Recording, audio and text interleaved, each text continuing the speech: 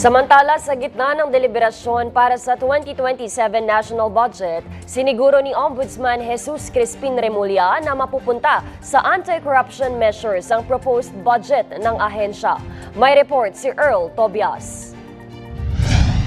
Para lalong mabantayan na hindi sa bulsa ng tiwali nauuwi ang national budget, magtatalaga na ang Office of the Ombudsman ng sariling komite para direktang mausisa ang paggastos ng pera ng bayan. Lahat po ng proyekto dapat po nakaplano. Hindi po pwedeng bigyan mo ko ng listahan ng gagawin mong kalye, tapos ako nang bahala.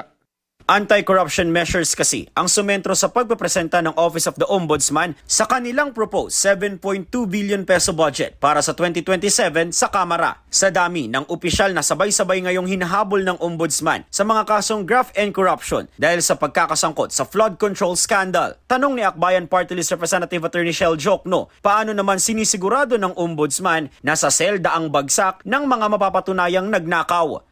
Apparently, there is no centralized system that our government has to track that. Maraming nakakalusot na sayang lang ang ginawa natin pag-prosecute, na-convict, hindi naman pala nakulong. Now, does that bother the Office of the Ombudsman? Hindi naman nangiming sumang-ayon si Remulla sa daing ni Jokno at ang isa pa anyang komplikasyon ay ang pagpayag sa pagpapiyansa kahit na convicted at nasentensyahan na ang isang individual.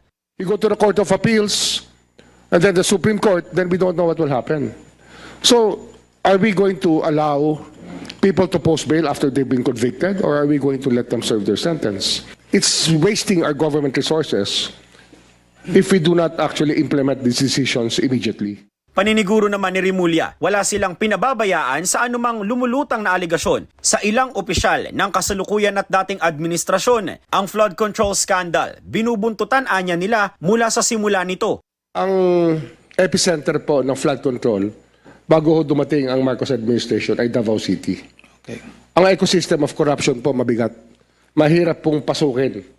Mahirap pong kumuha ng impormasyon. Marami hong taong hindi nagsasalita.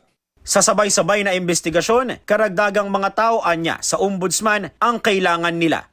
Earl Tobias, IBC News.